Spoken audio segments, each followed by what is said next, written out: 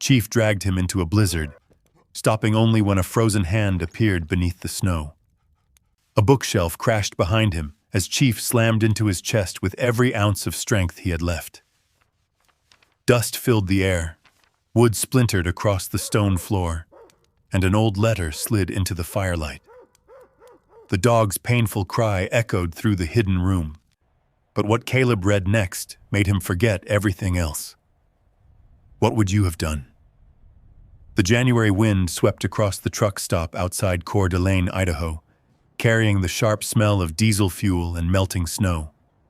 Parked in the farthest corner of the lot, away from the rumble of idling semis, an aging blue Ford F-150 sat with a thin layer of frost covering its windshield. The paint had faded years ago. Rust crept along the wheel wells. A military duffel bag rested behind the driver's seat beside a folded wool blanket that had become more familiar than any bedroom. Inside, Caleb Foster stirred before sunrise. For a moment, he didn't know where he was. His breathing turned shallow. The hiss of an air brake outside became the roar of rotor blades. Someone shouted. The flash of a truck's headlights across the windshield became a burst of white heat exploding against desert sand. His hand reached beneath the seat before his eyes were even open. Nothing. No rifle. No radio. No teammates. Only a worn leather leash. A warm muzzle pressed gently against his forearm. Chief. The German shepherd remained perfectly still, amber eyes fixed on Caleb until the veteran's breathing slowed. The dog didn't whine. He never did. He simply leaned closer, solid and patient, waiting until Caleb's hands stopped trembling. Caleb rubbed the bridge of his nose and let out a long breath. False alarm, partner. Chief thumped his tail once against the truck floor. Outside, snow drifted lazily beneath the pale morning sky. Caleb climbed out, his knees stiff from another night spent sleeping in the cab. He splashed cold water over his face at the truck stop restroom, bought the cheapest coffee he could afford, and stared at the funeral program folded inside his jacket. Thomas Foster, 1948 to 2026. His father. The words still felt unfamiliar. They had exchanged only scattered phone calls over the years, birthdays missed, holidays forgotten. Conversations that lasted less than 5 minutes before silence swallowed whatever should have been said. Caleb had stopped expecting anything long ago.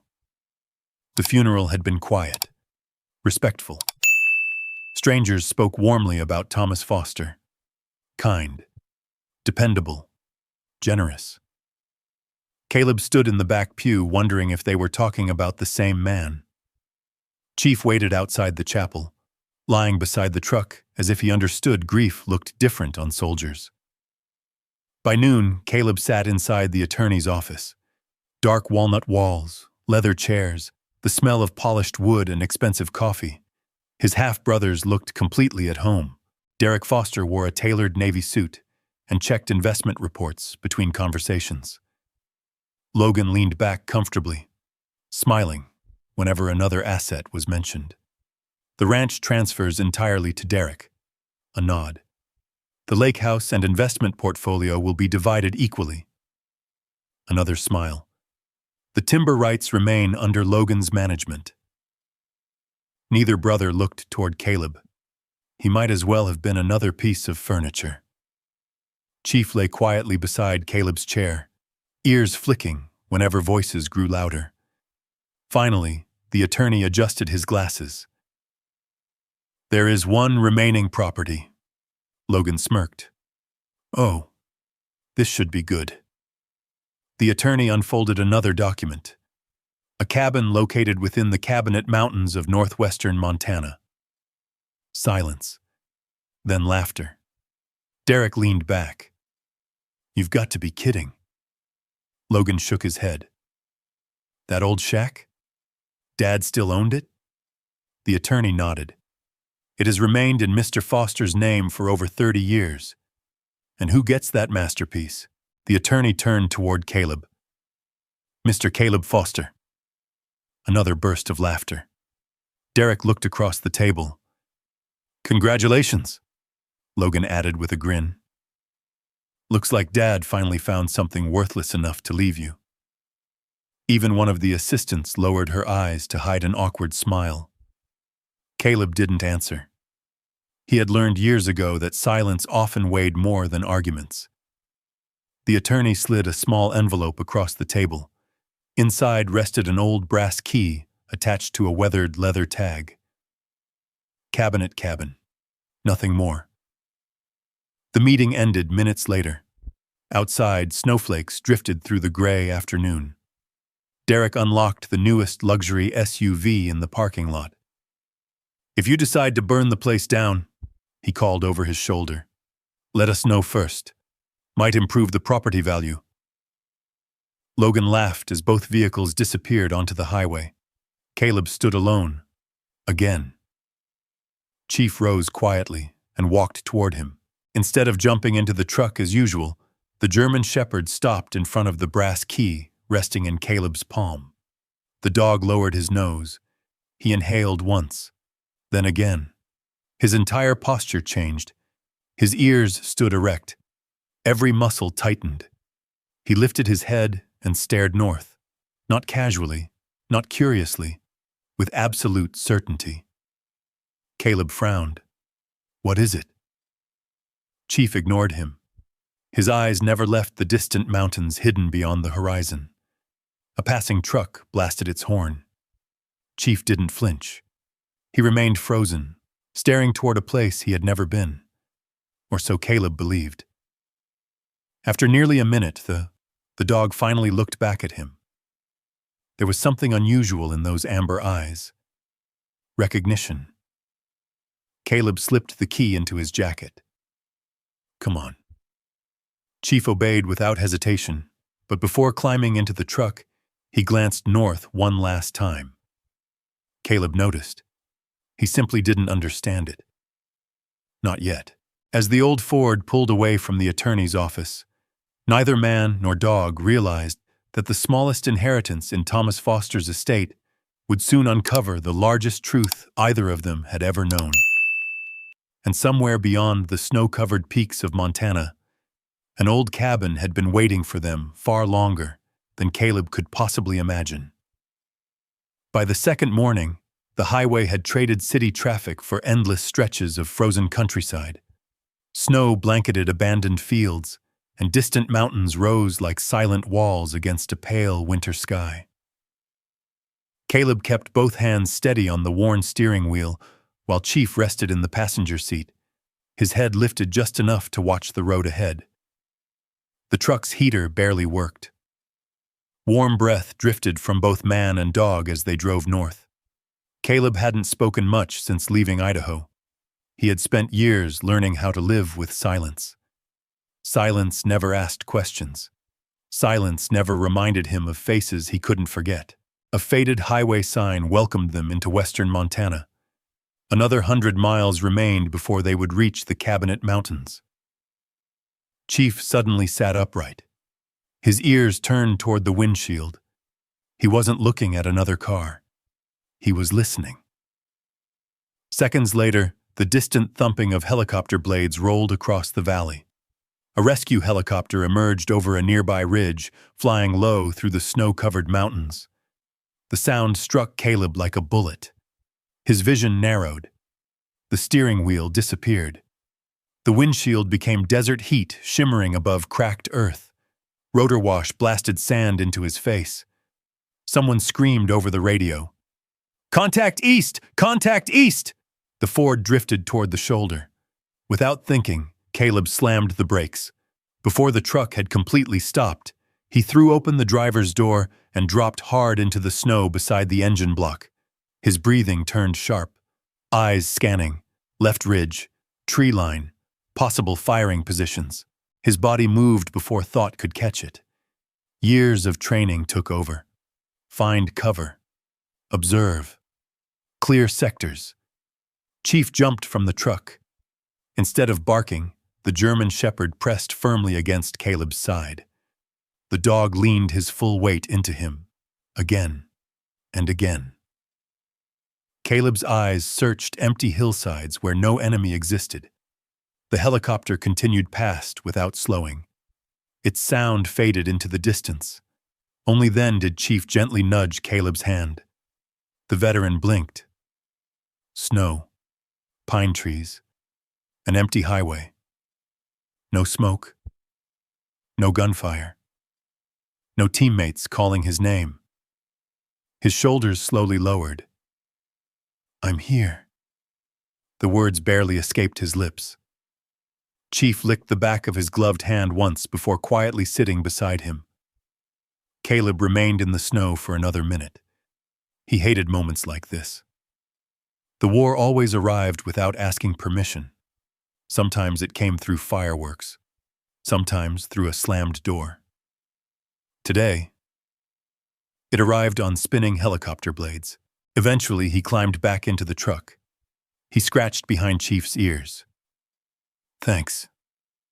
The dog settled back into the passenger seat, as though nothing unusual had happened.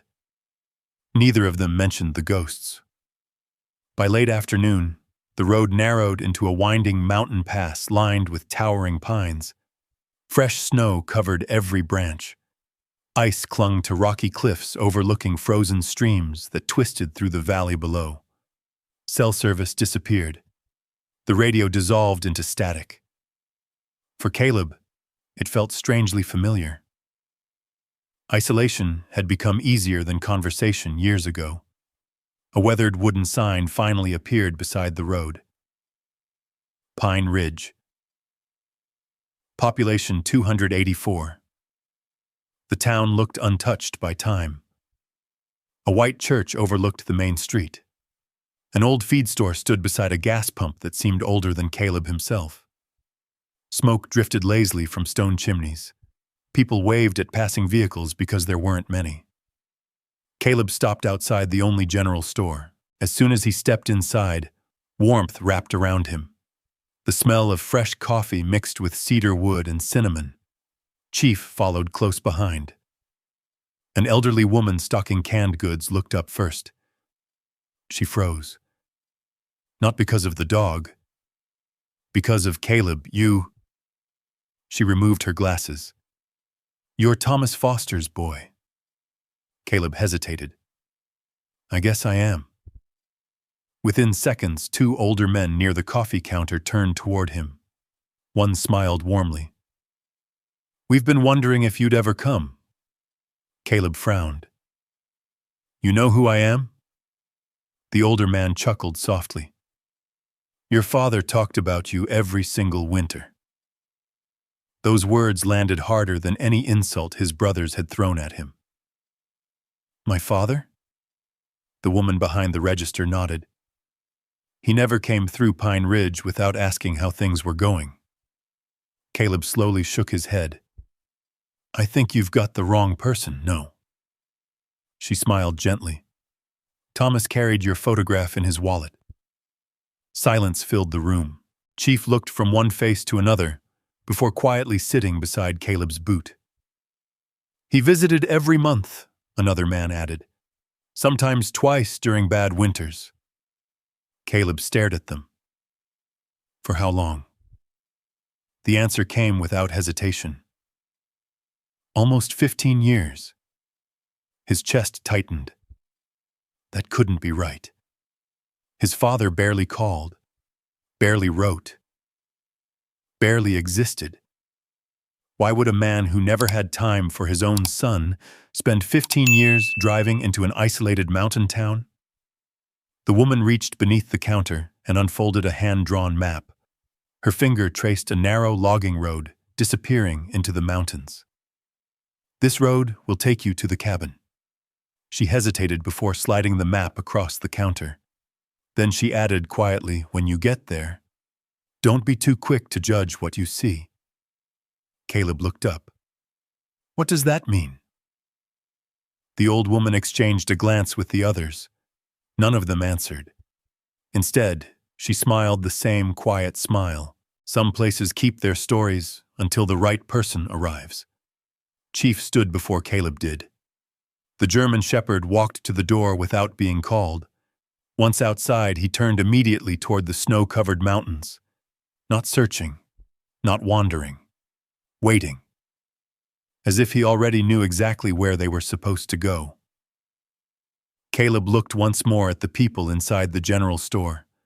Questions crowded his mind. If his father had truly been coming here all these years, then maybe the man buried 3 days ago wasn't the man Caleb had believed he was. And for the first time since the funeral, the old brass key in his jacket felt heavier than steel. The logging road began where the pavement ended. Snow muffled the tires as the old Ford climbed deeper into the Cabinet Mountains. Towering ponderosa pines closed in around the narrow trail, their branches sagging beneath fresh snow. Sunlight slipped between them in pale ribbons that barely reached the frozen ground. The farther Caleb drove, the quieter the world became.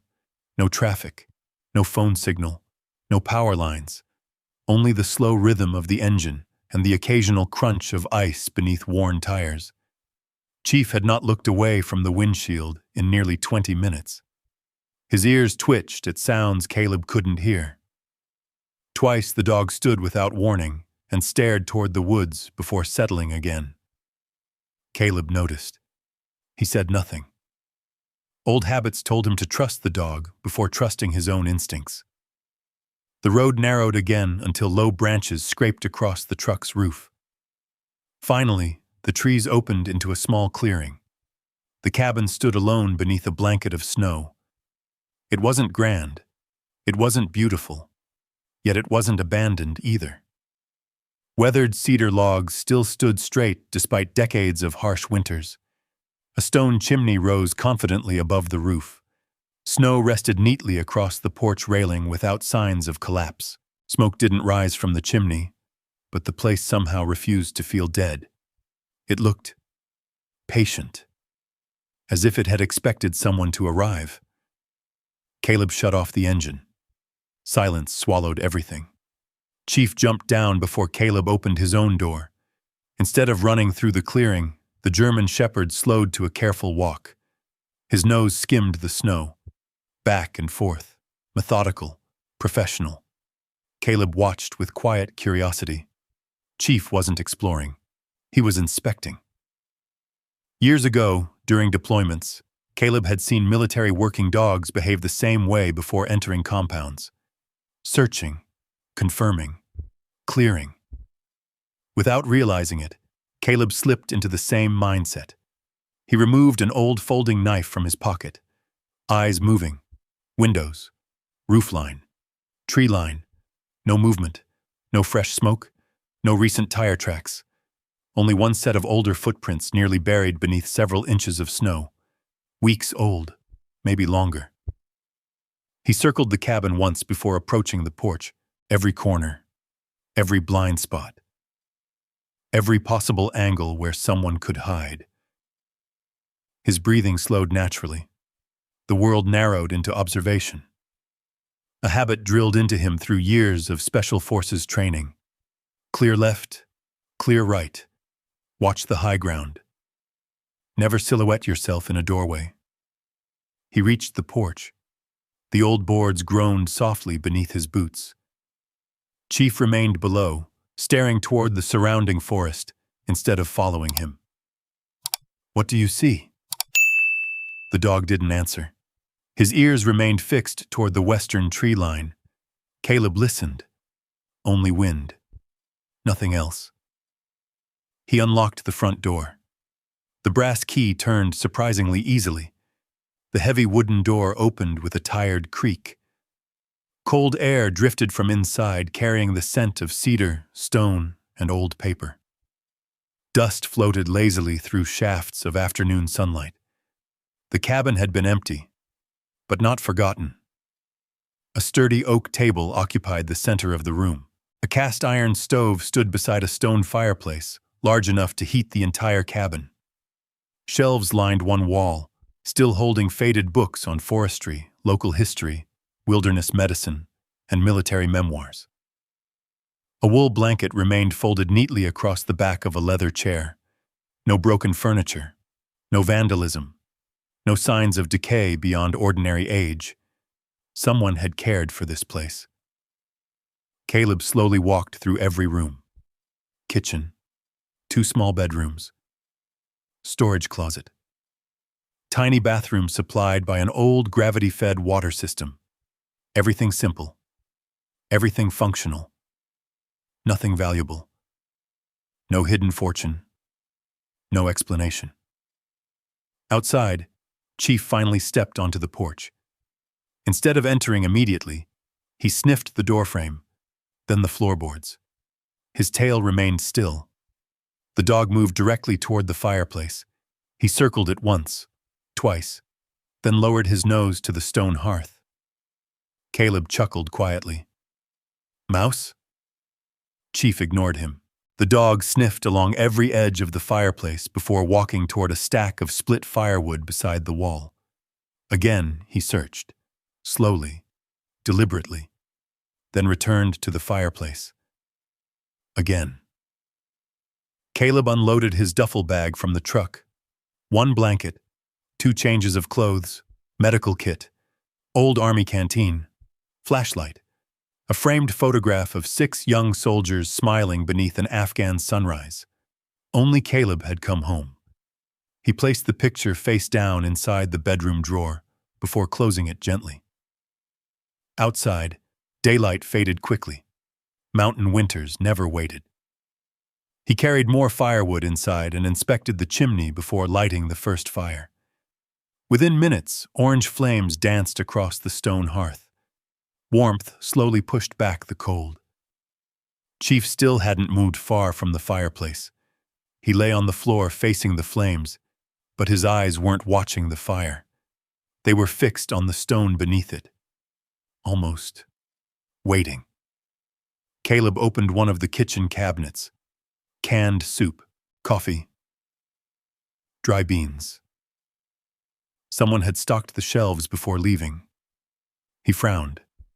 The attorney never mentioned that. As darkness settled outside, snow began falling again. Soft, steady. The cabin disappeared behind a curtain of white. For the first time in months, Caleb sat in a real chair instead of the driver's seat of his truck. The fire crackled softly. Chief finally rested his head on his paws. Everything felt strangely peaceful. Too peaceful. Caleb stared into the flames. His father's face drifted into memory. A man he barely understood. A town that somehow knew him. A cabin that felt less abandoned with every passing minute. He looked toward Chief. The dog suddenly lifted his head. Without barking, without growling, he stood and walked back to the fireplace. He pressed his nose against the lowest row of stone, then scratched once. Only once. A sharp scraping sound echoed through the quiet cabin. Caleb looked up. "What is it, Chief?" The German shepherd scratched again, then sat down directly in front of the hearth, refusing to move. Outside, the wind rose through the pines. Inside, Caleb couldn't shake the feeling that the cabin wasn't simply shelter. It was waiting for him to notice something hidden in plain sight.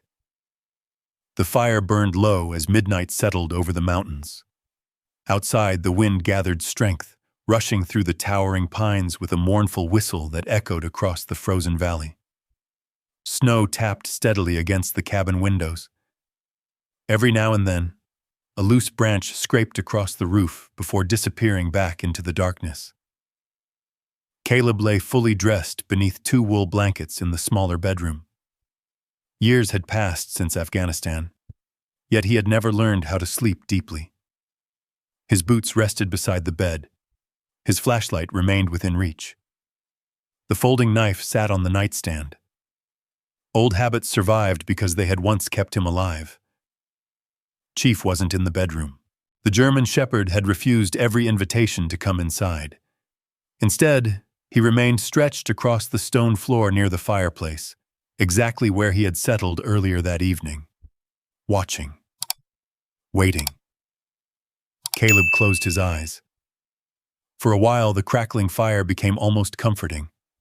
Then another sound slipped into the silence. Pop. His eyes opened instantly. Another sharp crack.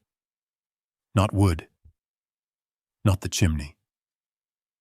Closer. His body reacted before his mind. He rolled off the bed and landed on one knee beside the frame, using it as cover. His breathing slowed. Listen first. Move second. The bedroom doorway. The hallway beyond. Nothing. Then, a heavy gust slammed into the side of the cabin. The walls groaned. In an instant, the sound became something else. A mud brick compound. Darkness. Dust hanging in the air. The blast of an RPG. Someone yelling his call sign. "Foster! Move!" His pulse exploded. He hit the floor hard, one arm shielding his head. For one terrifying heartbeat, he wasn't in Montana. He was back in Helmand Province. Chief burst into the room. The German shepherd crossed the distance in seconds, planting himself against Caleb's chest before the veteran could crawl toward an enemy that existed only in memory. The dog pressed his weight down firmly, not enough to trap him, just enough to interrupt the panic. Caleb stared into Chief's steady amber eyes. The walls slowly came back into focus. The smell of cedar replaced burned diesel. The crackling fireplace replaced gunfire. He swallowed hard. "I'm okay." His voice sounded unconvinced. Chief remained beside him until Caleb finally sat against the bed, breathing through the lingering tremor in his hands. Outside. The wind settled. Inside. The cabin became almost unnaturally quiet. Chief suddenly lifted his head. His ears locked toward the living room. Without making a sound, he stood, then walked away. Not hurried. Purposeful. Caleb grabbed the flashlight and followed. The cabin lay exactly as they had left it. The fire had collapsed into glowing embers. Moonlight slipped through frosted windows. Chief stood before the fireplace. Again. He lowered his nose to the stone hearth, then scratched once. The sharp scrape echoed through the room. Caleb sighed quietly. "You've been trying to tell me something all day." Chief scratched again, this time harder. Stone dust drifted onto the floor. Caleb knelt beside him. The fireplace appeared ordinary, large granite blocks. Mortar darkened with age. Nothing unusual, until the flashlight beam caught a faint difference in color. One stone near the bottom sat slightly higher than the others, barely noticeable. He ran his gloved fingers across its edge. There, a narrow gap. Years of soot had hidden it. Chief whined softly, not impatiently, encouragingly. Caleb fetched the old iron poker resting beside the hearth. He wedged its tip beneath the raised stone. Nothing. He adjusted the angle, pulled harder. The stone shifted. A dull, grinding sound echoed beneath the floor. Chief stepped backward. His tail remained perfectly still. Caleb set the stone aside. Beneath it lay an old iron lever covered in rust. He stared for several seconds. This wasn't built by accident. He wrapped both hands around the cold metal. The lever resisted, then suddenly gave way. A deep mechanical groan rolled beneath the cabin. Dust drifted from the ceiling. Somewhere below, hidden gear arms awakened after decades of silence. Slowly, the section of stone floor directly in front of the fireplace began to move. Chief immediately stepped between Caleb and the opening. Protective. Alert. The heavy slab slid sideways just enough to reveal darkness below. Cold air rushed upward. It carried the unmistakable smell of damp stone, old wood, leather, paper, not decay, preservation. Caleb shined the flashlight into the opening. Stone steps disappeared into blackness. He counted instinctively. 1, 2, 5, 8. Then the light vanished into darkness. His military instincts argued against descending immediately. Unknown structure, unknown stability, unknown occupants. He crouched beside the opening, studying every visible detail. No fresh footprints, no disturbed dust. Spiderwebs stretched untouched across the lower walls. No signs anyone had entered recently. Chief looked down the staircase, then back at Caleb. Instead of growling, he slowly started down, one careful step at a time, stopping every few feet to glance back. Waiting. Caleb followed. Each step creaked softly beneath their weight. The temperature dropped noticeably. The walls changed from timber to hand-cut stone. The air grew heavier. The smell of aged paper became stronger. Finally, the staircase ended. Caleb swept the flashlight across the room. He froze. Shelves lined every wall from floor to ceiling. Dozens. No. Hundreds of leather-bound journals stood neatly arranged by year. Wooden filing cabinets filled one corner. Military footlockers rested beneath canvas tarps. Boxes labeled with faded handwriting occupied another wall. Everything had been carefully organized, as though someone had spent a lifetime preserving memories instead of hiding treasure. In the center of the room stood a heavy oak desk. Nothing else mattered once Caleb saw what rested on its surface. A single envelope, untouched, centered perfectly beneath the beam of his flashlight. Across its front, written in steady black ink, were only 2 words. Caleb Foster. His heartbeat slowed, then quickened again. He reached toward the envelope but stopped inches away. His father's handwriting. There was no mistaking it. Chief quietly walked to the desk. He sat beside it, then rested one paw gently against the edge as though saying, "This is why we came." With trembling fingers, Caleb finally broke the seal. The first sentence stole the air from his lungs. "If you are reading this, son, Chief has done exactly what I prayed he would." The room fell silent. Even the wind above seemed to stop listening. Caleb read the opening line again. "If you are reading this, son, Chief has done exactly what I prayed he would." His eyes drifted toward the German shepherd. Chief remained seated beside the desk, calm and watchful, as though he had carried this responsibility for years. The old dog looked neither surprised nor proud. He simply watched Caleb, waiting for him to continue. Caleb unfolded the remaining pages. The handwriting was unmistakable, steady, careful. The same neat script he remembered from a birthday card sent years ago, a card he had almost thrown away because it had arrived without explanation. "My greatest fear was never that you would hate me. It was that you would never know why I stayed away." Caleb's jaw tightened. His father had chosen those words carefully. Not excuses, not apologies, just a beginning. He turned the page. Beside the envelope lay the first leather-bound journal.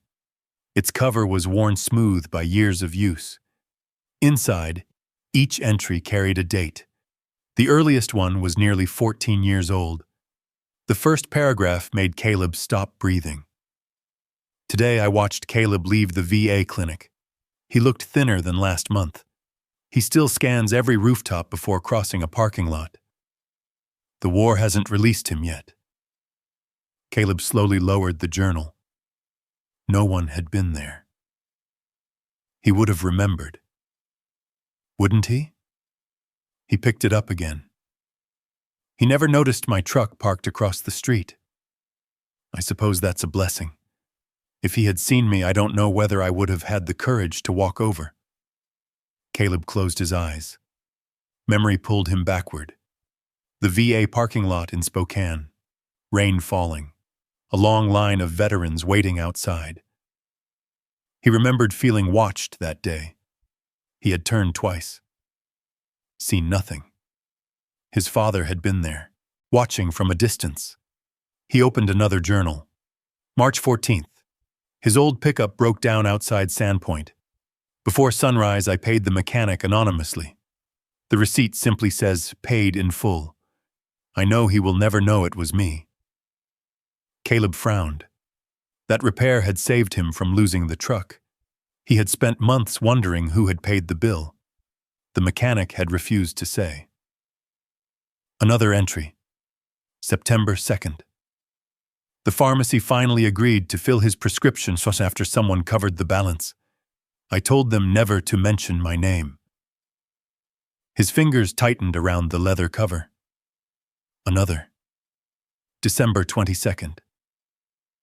I left groceries with Pastor Mitchell. He promised they would reach Caleb before Christmas. Caleb's breathing became uneven.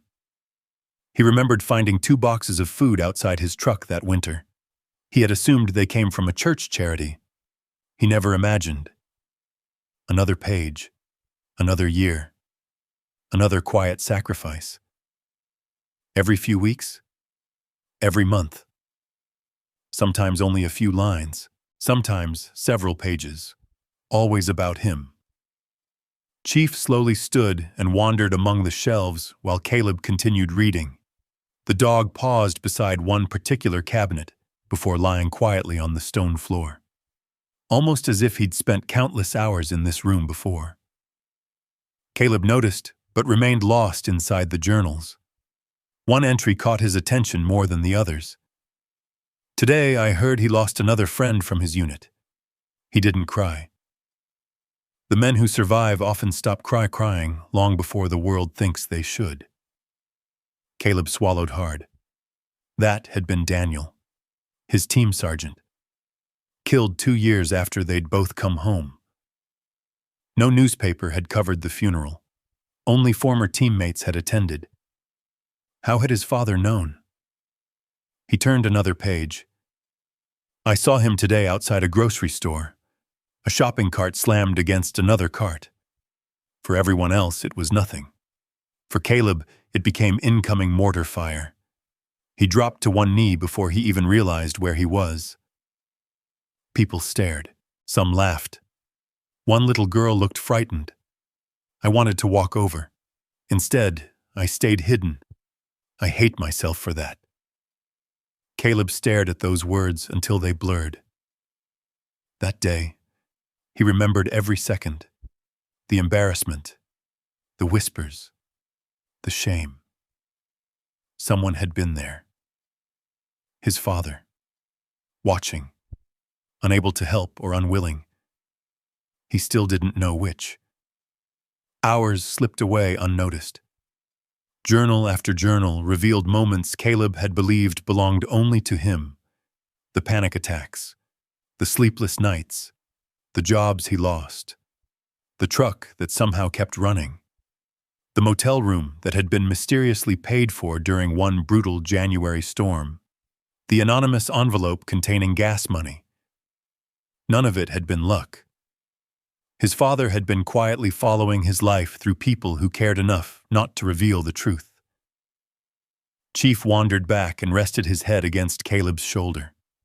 The veteran absent-mindedly scratched behind the dog's ears without lifting his eyes from the page. Another journal, a newer one.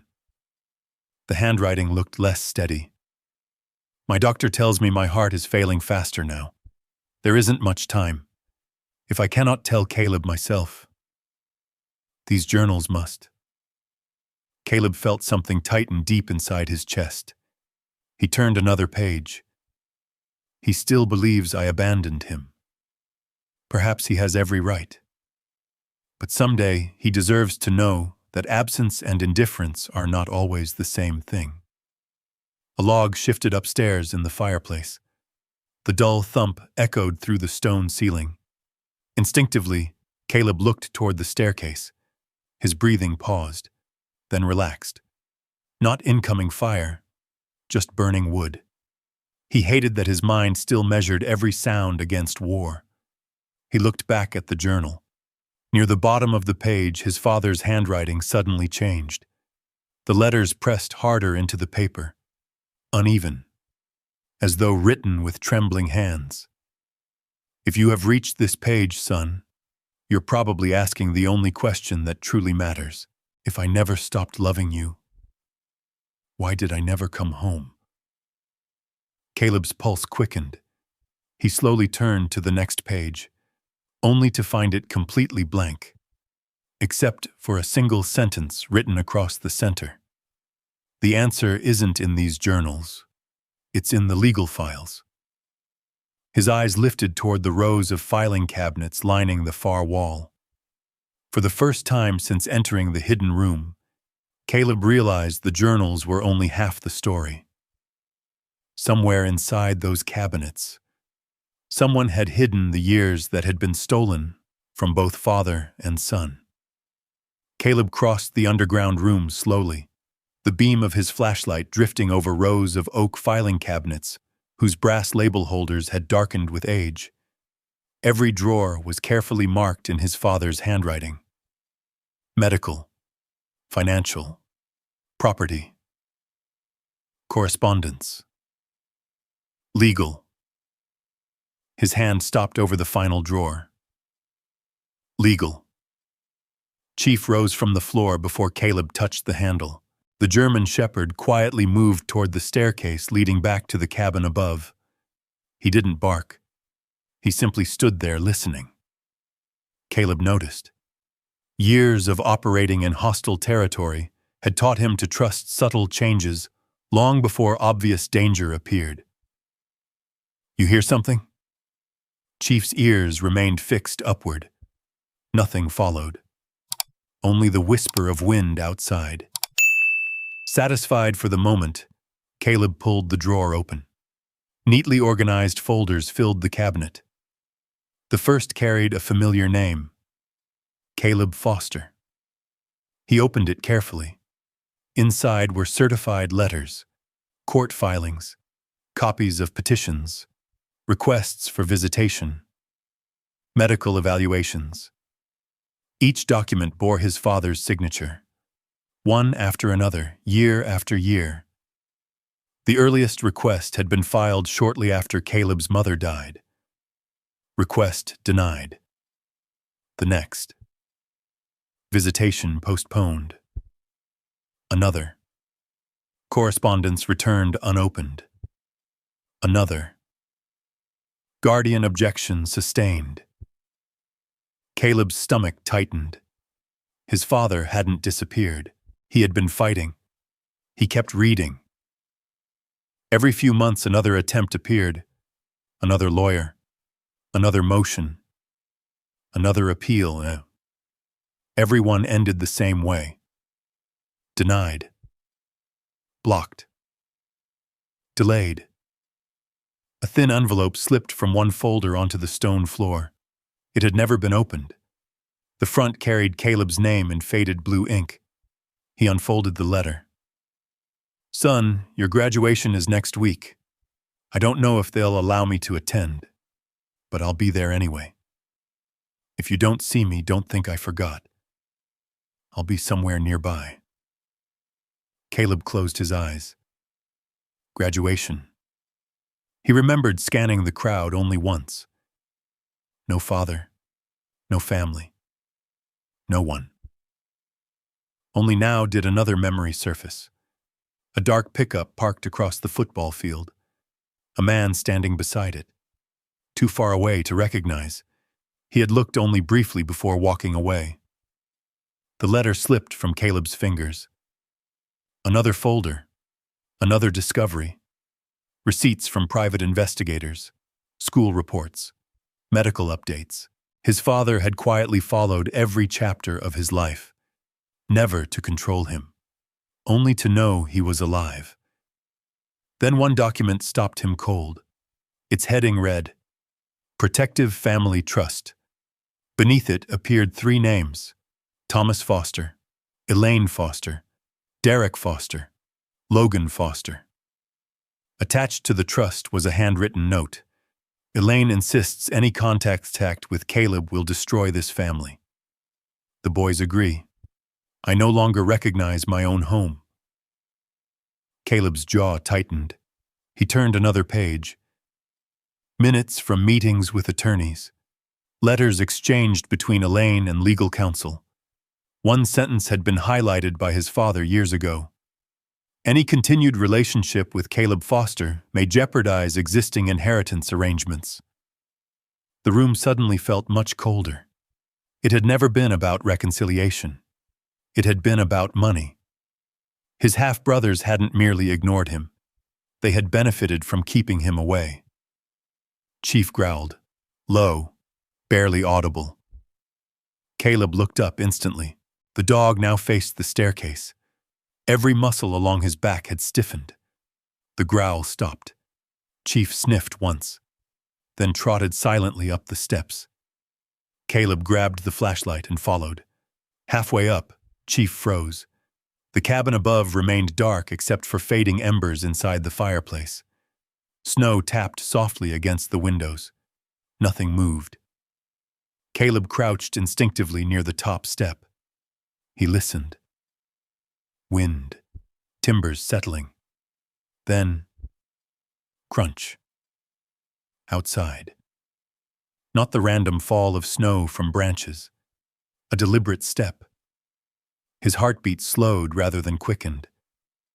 Training replaced emotion. Observe first. Engage only if necessary.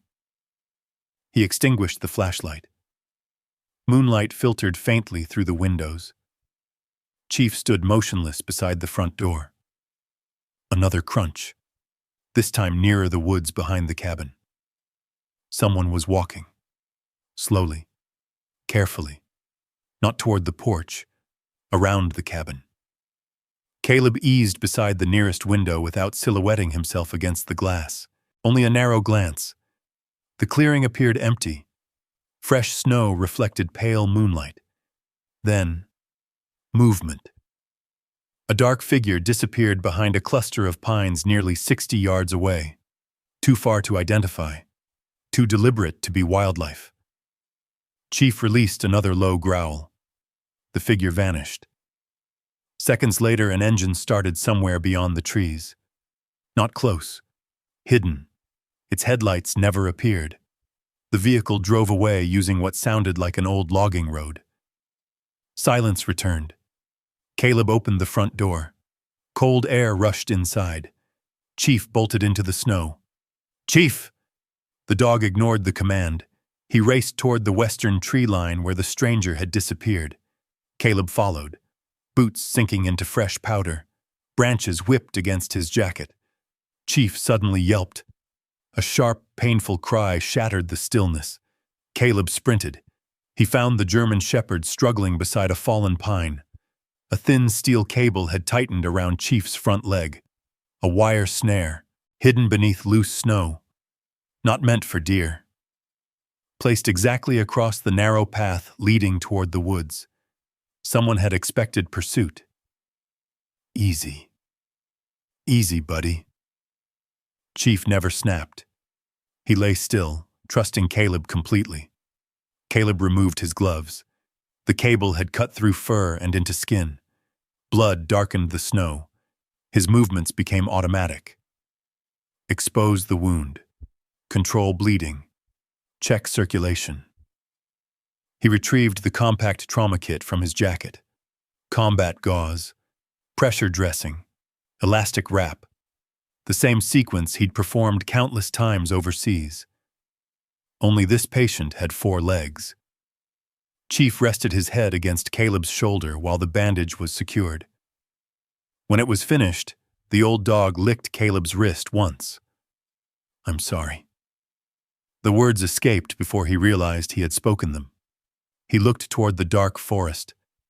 Whoever had been watching the cabin hadn't come by accident, and whoever they were, they already knew Caleb had found something worth protecting. The first light of dawn spilled across the mountains in shades of pale gold and blue. Fresh snow covered the clearing, erasing nearly every trace of the stranger except for a few broken branches disappearing into the forest. Caleb knelt beside Chief one last time before tightening the dog's bandage. "You stay here," Chief answered by standing. His injured leg trembled, but he refused to remain on the porch. Caleb knew that look. The same stubborn determination had carried the German Shepherd through long patrols years ago. You never could follow orders. Chief's ears twitched. That was answer enough. Together they followed the faint trail as far as the snare. Caleb crouched beside it. The cable hadn't been improvised. Galvanized aircraft wire, heavy-duty swivel, commercial spring, not something a casual hunter left behind. Someone had selected this location carefully. The trap faced the hidden path leading away from the cabin, rather than the game trails crossing the hillside. It had been waiting for whoever gave chase. Caleb studied the snow. One person, heavy insulated boots, confident stride, no hesitation. The individual had walked straight to the tree where the snare had been anchored, then back toward the logging road. Whoever it was, they knew this mountain. He let the trail go. There was no point following someone with a wounded dog. Back inside the cabin, Chief settled beside the fireplace again, favoring his injured leg but refusing to leave Caleb's side. The veteran descended once more into the hidden room. The legal files no longer held his attention. His father's final note echoed in his mind. The answer isn't in these journals, but perhaps the future was. He returned to the shelves. The newest journals occupied the far end of the room. Their leather bindings showed less wear. One volume carried a simple title burned into the cover: Winter House. Caleb opened it. Unlike the earlier journals, these entries rarely mentioned lawsuits or lawyers. Instead, each page recorded names. Not full names, only first names. Samuel, Maria, Joe, Abby, Frank. Beside every name appeared a date, the weather, and a few handwritten notes. Stayed 3 nights, needed dry socks. Nightmares eased after the second evening, left with enough fuel to reach Spokane. Caleb frowned. This wasn't a diary. It was a guest record. He continued reading. Another entry. Marine veteran. Wouldn't sleep indoors the first night. Finally came inside after Chief lay beside him until dawn. Caleb stopped. Chief? He looked toward the staircase. The dog remained upstairs. Had his father... He flipped back through older entries. Again. Chief waited by the porch before sunrise. Chief found him near the river. Chief refused to leave the boy until the sheriff arrived. Chief carried gloves to the stranded hiker. Chief stayed beside Mrs. Ellis after she fell on the ice. Page after page revealed the same pattern. His father had never worked alone. Chief had been helping him for years, not guarding the cabin, guiding people to it. Caleb slowly leaned back in the chair. The old dog hadn't recognized the brass key because of the metal. He had recognized where it belonged. Another journal lay beneath the first. Its opening page carried a simple sentence. This cabin exists for one reason. No one facing winter alone should die outside if this fire can still burn. The words settled over Caleb like fresh snow. He read on. His father described blizzards that trapped travelers for days, power outages that left elderly neighbors freezing in isolated homes, veterans drifting from town to town with nowhere to sleep, families stranded after logging roads disappeared beneath snow. Every entry ended almost the same way. Fed, warm, safe, left smiling, never charged $1. Another page. People often ask why I never sell this place. Because once you've watched a man thaw his hands beside a fire after believing he'd never see morning, you stop asking what the land is worth. Caleb lowered the journal. The silence around him felt different now. Not empty, sacred. He finally understood why the shelves contained more names than stories. This room wasn't preserving family history. It was preserving hope. Footsteps echoed above. Chief barked once, short, alert. Caleb hurried upstairs. An elderly pickup truck had stopped near the porch. An old man climbed out carrying a sack of split firewood. The same man Caleb had seen drinking coffee inside the Pine Ridge General Store. He removed his cap. "I figured you'd be here." Caleb nodded cautiously. "I remember you." The old man smiled. "My name's Walter Briggs." He glanced at Chief. "Looks like he remembers me too." Chief limped forward despite the bandaged leg. Walter knelt carefully. The German shepherd pressed his nose into the man's weathered hand before wagging his tail for the first time since arriving. Caleb watched in surprise. "You knew him?" Walter chuckled softly. "Knew him." He scratched behind Chief's ears.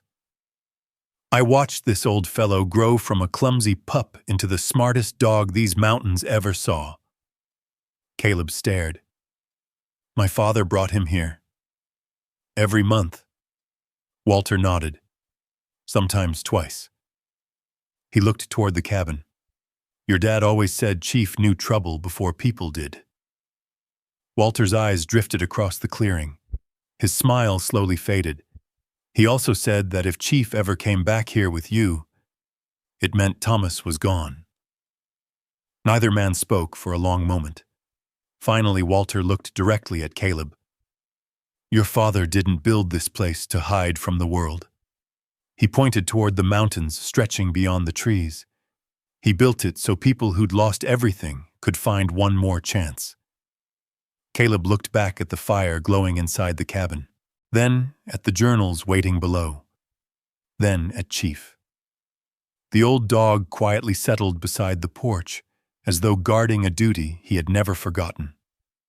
For the first time since inheriting the cabin, Caleb stopped wondering what his father had left him. He began wondering whether he was capable of carrying it forward. Walter Briggs stayed only long enough to stack the firewood beneath the porch roof. Before climbing back into his truck, he placed a weathered hand on Caleb's shoulder. "Your father never looked for people." Caleb frowned. "What do you mean?"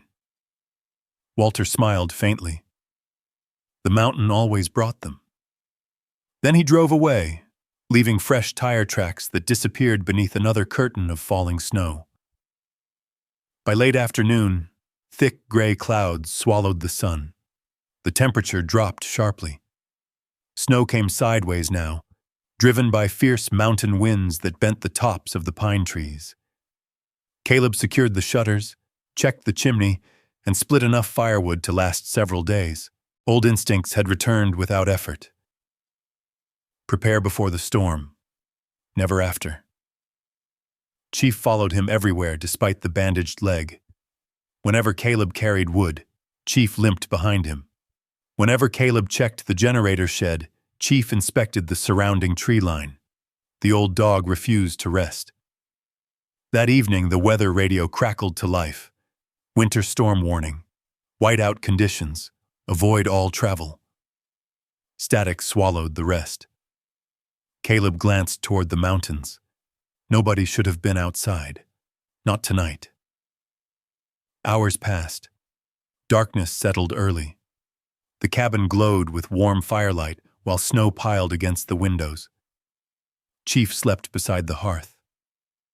Caleb sat reading another of his father's journals, trying to understand the quiet man he had never truly known. Then Chief's head snapped upward. His ears stood rigid. He wasn't looking toward the front door. He was listening through the storm. Seconds later, he struggled to his feet. The injured leg slowed him, but it didn't stop him. He walked to the door, whined once, softly. Caleb listened. Nothing.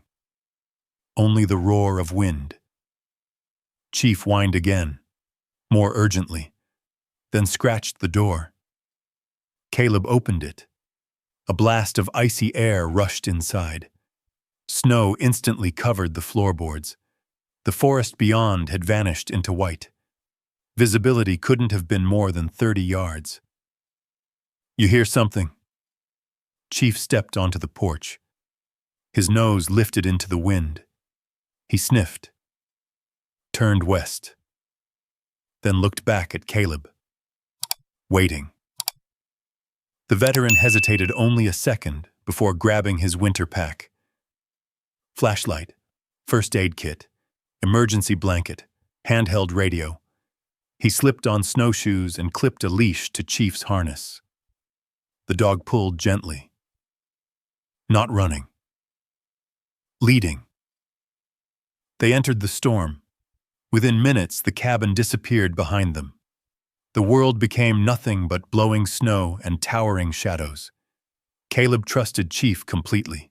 The dog stopped often, testing the air before choosing another direction. He wasn't following footprints. The wind had erased those long ago. He was following scent. Nearly half a mile from the cabin, Chief suddenly barked. Once. Sharp. Then lunged toward a cluster of fallen pines. Caleb hurried after him.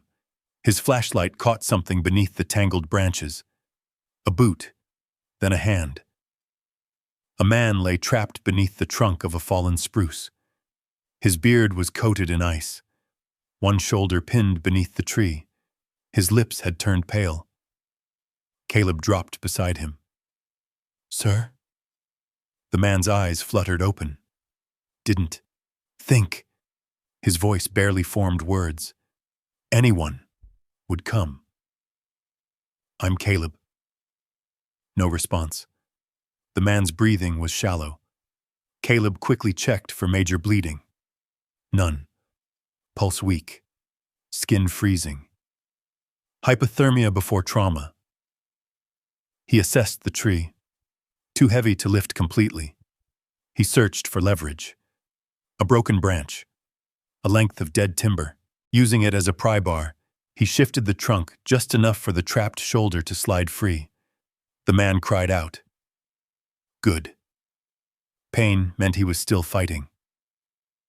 Chief stood watch the entire time, scanning the tree line despite snow collecting across his back. Once the man was free, Caleb wrapped him in the emergency blanket. What happened? Truck. The man coughed. Road washed out. Tried walking.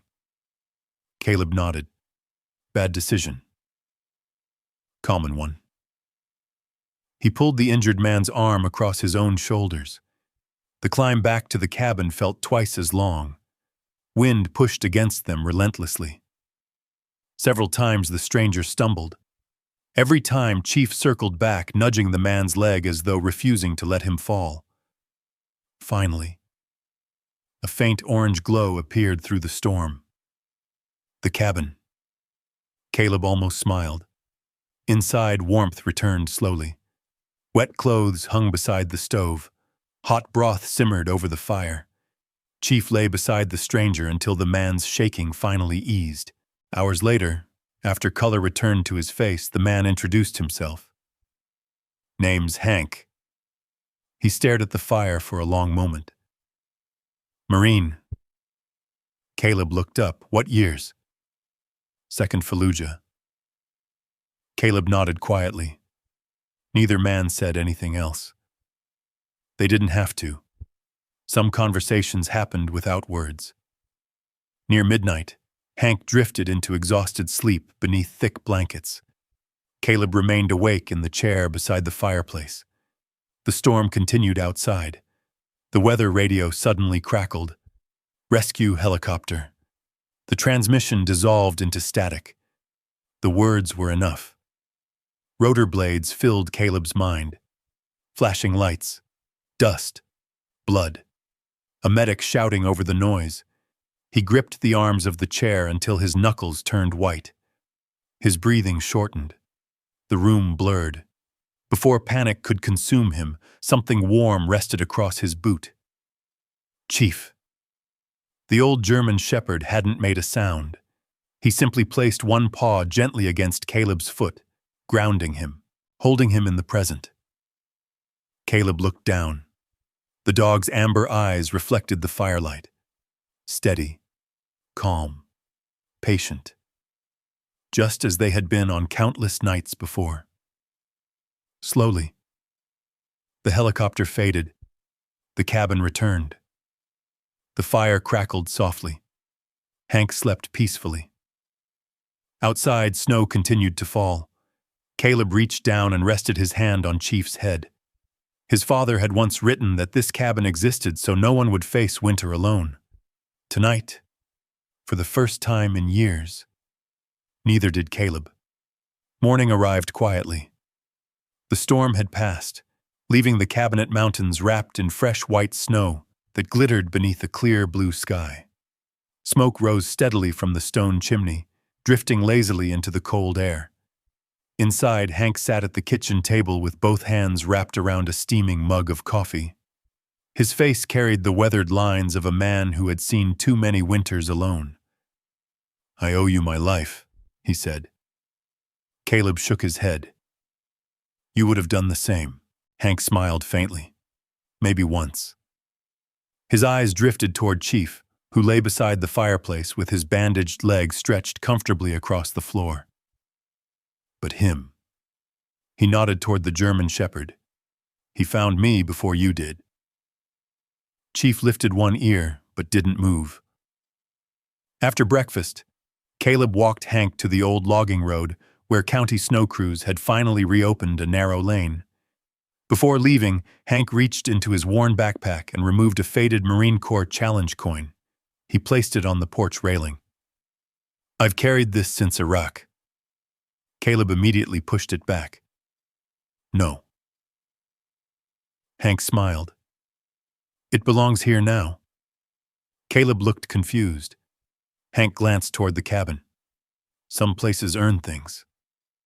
Without another word, he climbed into the rescue truck that had come searching for him and disappeared down the mountain. The coin remained on the railing. Chief walked over and sniffed it gently before lying beside it as though standing watch. Days passed. Then another week. Caleb repaired broken shutters, patched sections of the roof, reinforced loose porch boards. His father's journals rested open each evening beside the fireplace. Every page taught him something new, not about construction, about compassion. One afternoon, a rusty pickup stopped outside. An elderly rancher stepped out, removing his hat awkwardly. "I heard Thomas's boy was staying here." Caleb nodded. The man handed him a basket filled with fresh eggs. "Your father fixed my roof 15 winters ago." He shrugged. "Never let me pay him." Before Caleb could answer, the old rancher climbed back into his truck and drove away. The next morning, someone left homemade bread on the porch. The day after that, bags of flour appeared beside the woodshed. A local mechanic delivered firewood. Nobody stayed long. Nobody asked for thanks. It was as though the mountain itself remembered what Thomas Foster had done. Walter Briggs visited one afternoon carrying a battered notebook. "You'll probably want this." Inside were handwritten names stretching back decades, people who had found shelter at the cabin, truck drivers, widows, hunters caught in blizzards, lost hikers, veterans, entire families. Some entries simply read, "Safe, made it home, alive." Walter smiled quietly.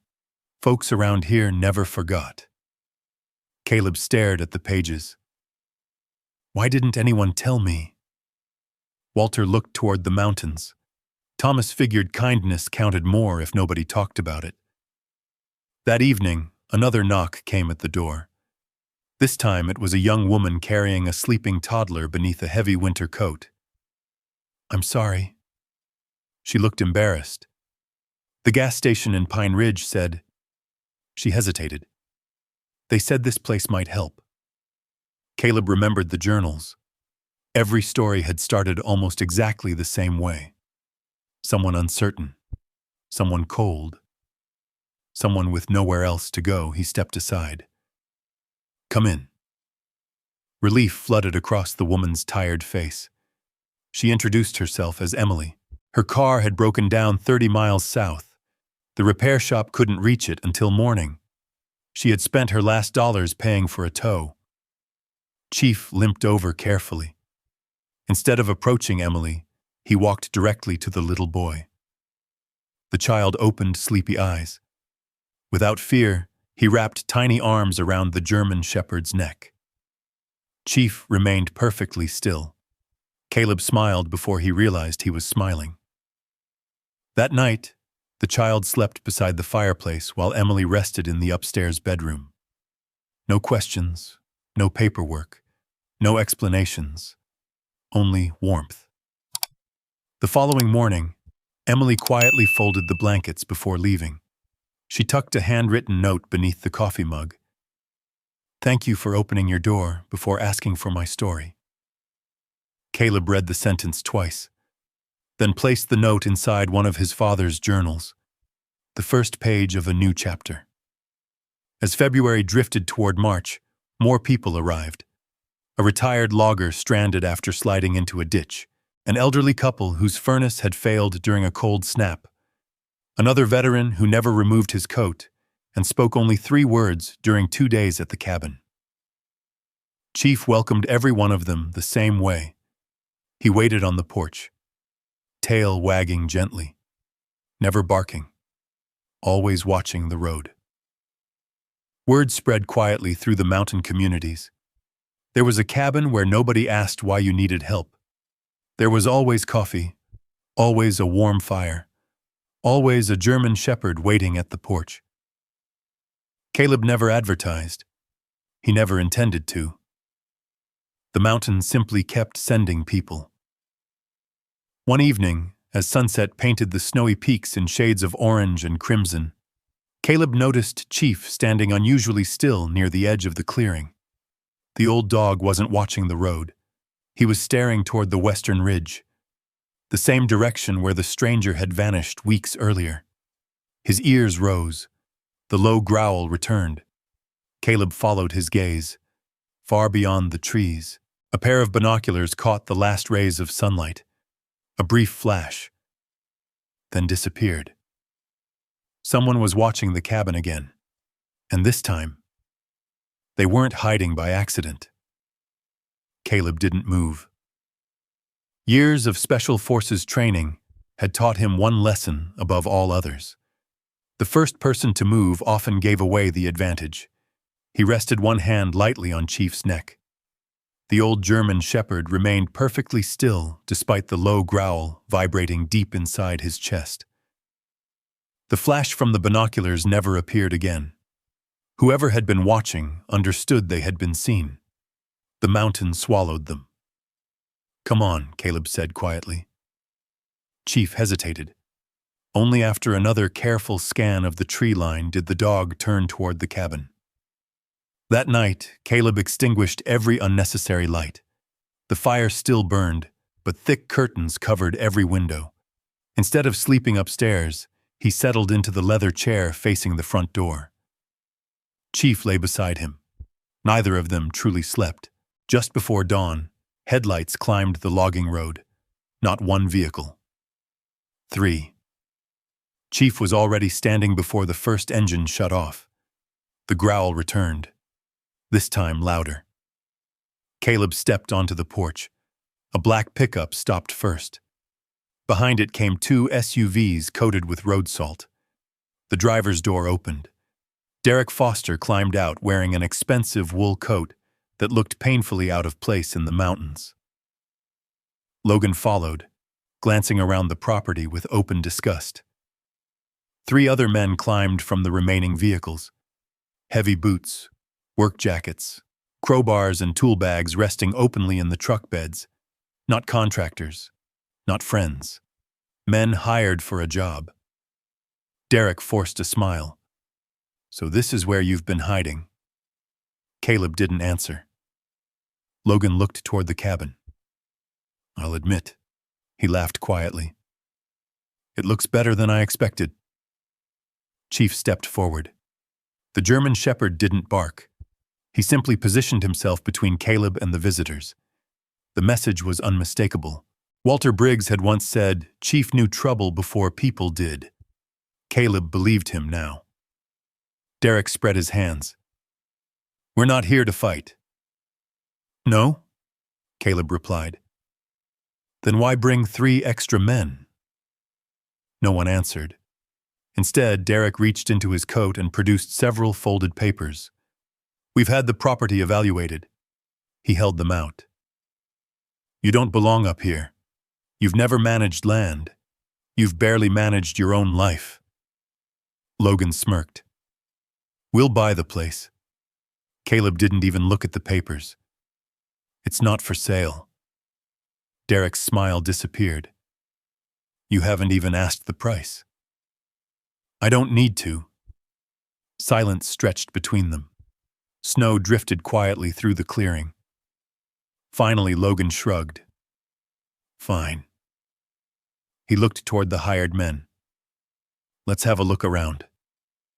They walked toward the cabin as though Caleb weren't standing there. Chief blocked the steps. One of the men muttered something under his breath and took another step forward. The German shepherd's growl deepened. The man stopped immediately. Caleb's voice remained calm. You've seen the property line. Cross it again without permission. He didn't finish the sentence. He didn't need to. Derek sighed dramatically. We're family. No.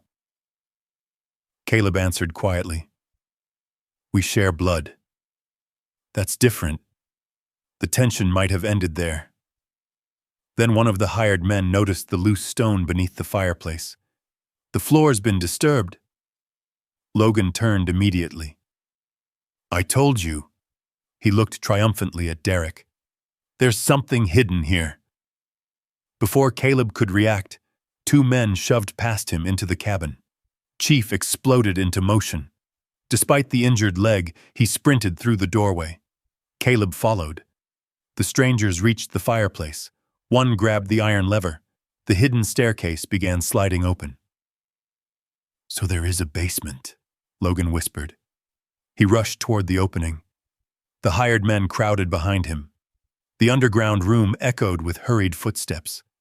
Flashlights swept wildly across the journals, the filing cabinets, the wooden shelves. Logan ripped open one of the boxes. Only papers. Another. Letters. Another. More journals.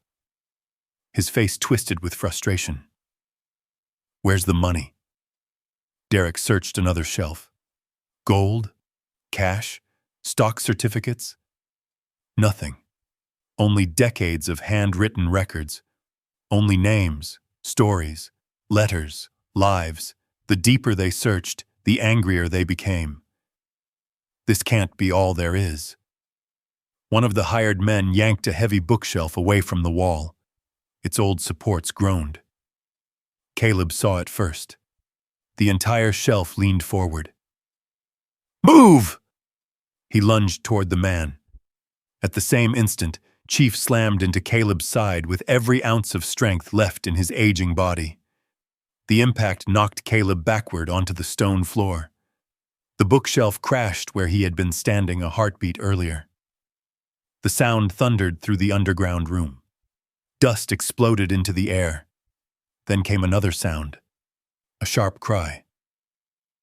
Chief, the lower corner of the bookshelf, had struck the German shepherd across his already injured shoulder before Caleb could pull him clear.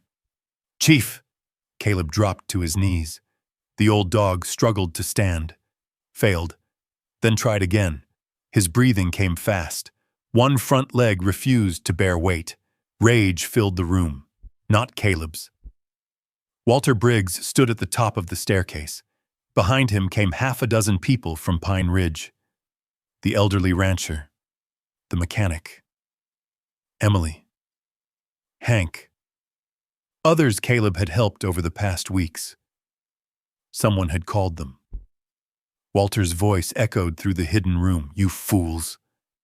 He looked directly at Derek. You spent your whole lives looking for treasure. He gestured toward the journals scattered across the floor, while standing in the middle of it. Emily picked up one worn notebook. She held it toward the brothers. Your father saved my son. The rancher stepped forward. He rebuilt my barn after the avalanche. Hank's Marine Corps Challenge coin rested quietly in Caleb's hand. He saved more soldiers after they came home than most people saved during a war. No one spoke. Even Derek lowered his eyes, because for the first time, he understood there had never been any fortune hidden beneath the cabin. Only proof that his father had spent a lifetime becoming the man neither of his sons had ever bothered to know. Caleb knelt beside Chief, gently resting one hand against the old dog's neck. Chief looked up at him, his tail giving the faintest tap against the stone floor. He had thrown himself into danger without hesitation, just as he always had, and Caleb realized there wasn't a dollar on earth worth what Chief had just protected. The mountain clinic sat nearly 40 miles away. Walter insisted on driving. Caleb refused to leave Chief's side.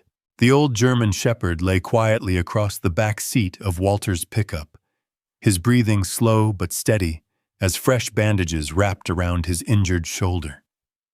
Every bump in the snow-covered road made Caleb instinctively place a hand against Chief's neck. "You'll be all right," he whispered. Chief answered the only way he ever had. He gently rested his muzzle against Caleb's arm. The veterinarian examined him for nearly an hour. When she finally returned, she smiled. No broken bones. Caleb exhaled for what felt like the first time all day. Deep bruising, torn muscle. He'll need several weeks of rest. Chief looked almost offended by the last sentence. Walter chuckled softly. That dog doesn't know what rest means. Neither did Caleb. By sunset, they were back at the cabin. The books had been carefully returned to their shelves. The damaged bookcase stood temporarily braced with fresh lumber. Emily had swept away the broken glass.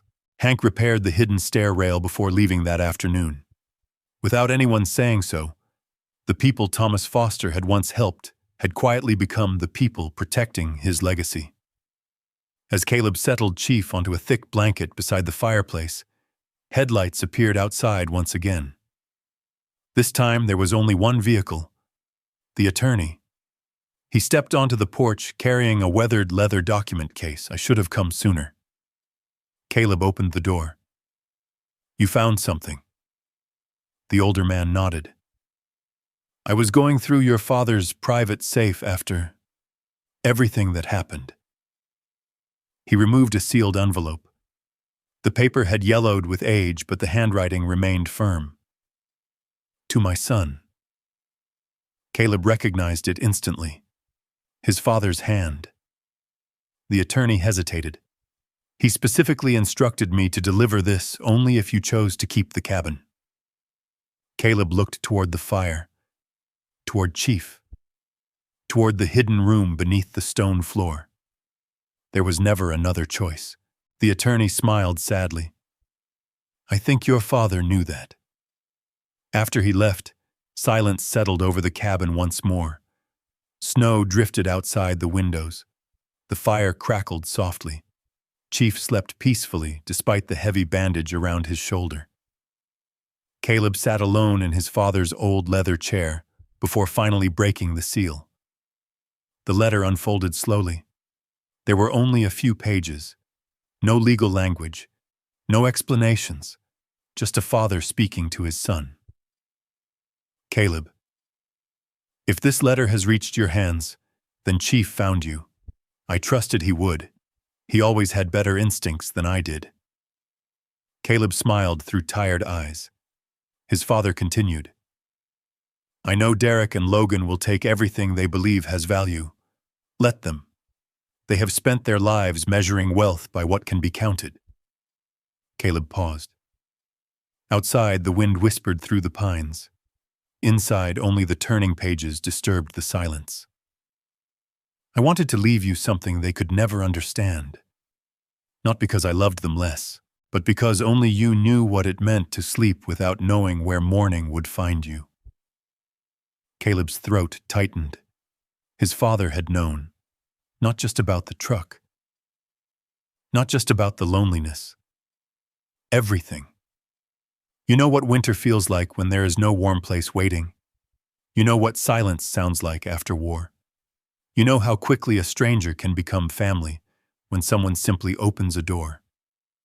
A tear landed quietly on the paper. The handwriting became shakier near the bottom. There is one truth I never found the courage to tell you face to face.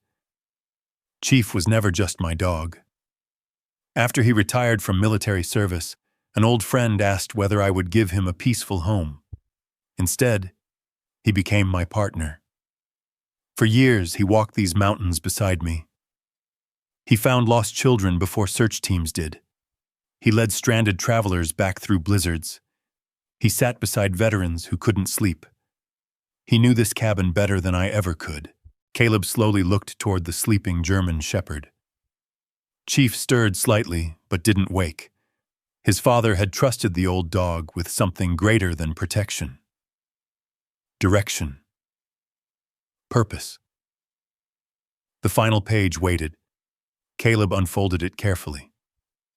When my health began to fail, I made only one request. That Chief be cared for until the day he chose to leave. I never doubted where he would go. He wasn't searching for a cabin. He was searching for you. Caleb covered his eyes. Every strange moment suddenly made sense.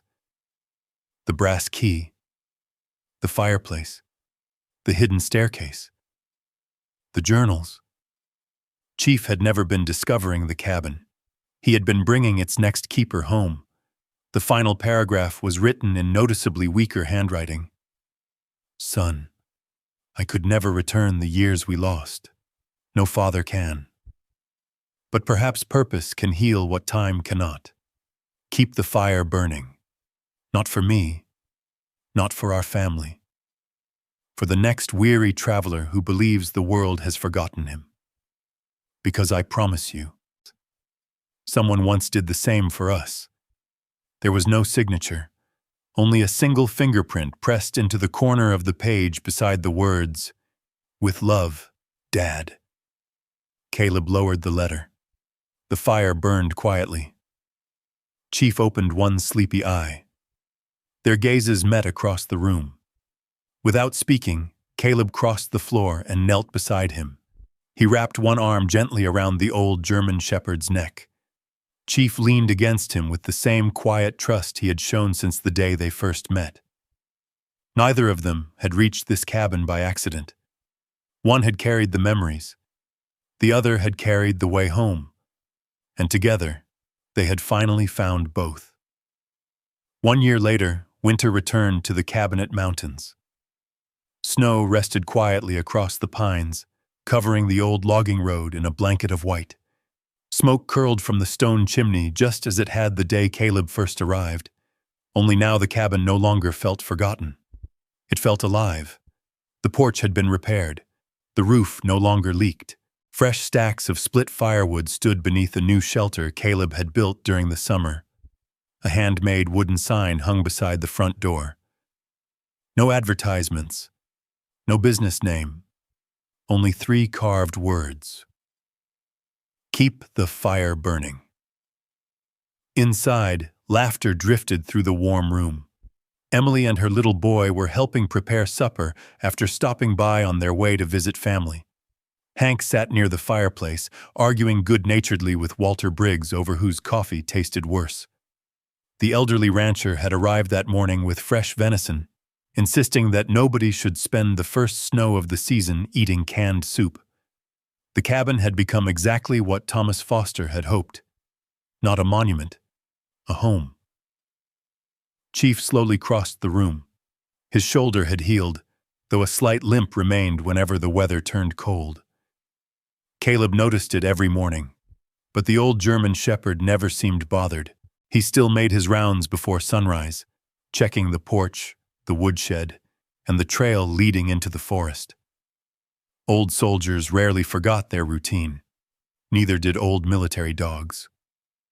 That afternoon, someone knocked softly on the door.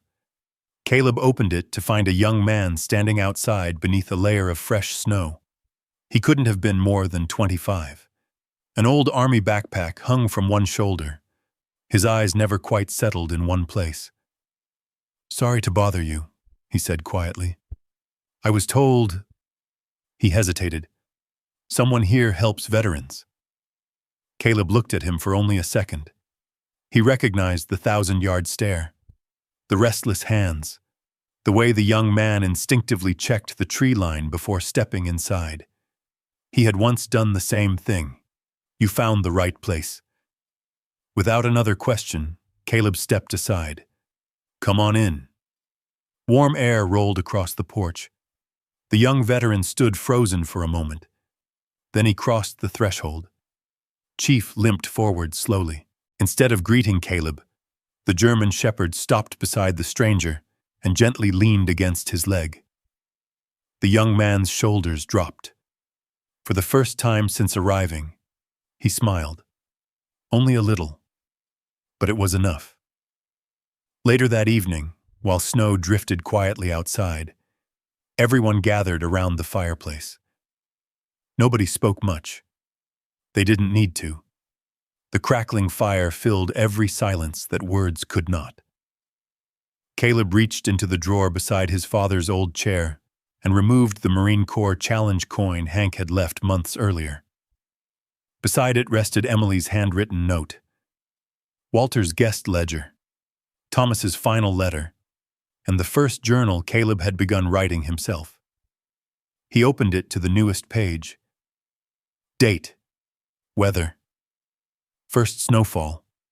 Then he wrote only a few lines. A young Army veteran arrived tonight. Chief found him before I did. He'll stay as long as he needs. Caleb closed the journal and placed it beside his father's collection and beneath the hidden room. The shelves no longer held only Thomas Foster's story. They now carried Caleb's as well. Outside, the wind rose gently across the mountains. It sounded different now. Not like rotor blades. Not like distant explosions. Simply wind. The kind that belonged in the mountains. Caleb stood on the porch before bed. Snowflakes drifted beneath the porch light. Chief settled beside him, looking down the quiet road that disappeared into the forest. The old dog lifted his head, not because danger approached, because hope always came from that direction. Somewhere beyond the trees, another traveler might someday lose the road. Another family might need shelter. Another veteran might believe the world had forgotten him. If they did, the fire would be waiting. Caleb rested one hand on Chief's back. "You brought me home." Chief leaned gently against his leg. Neither man nor dog needed another word. Behind them, the fire burned steadily inside the stone fireplace. Its warm glow spilled through the windows and onto the fresh snow outside, reaching farther into the darkness than either of them could see. The brothers had inherited the ranch, the investments, and every possession that could be measured in dollars. Caleb had inherited something no ledger could ever record. A purpose.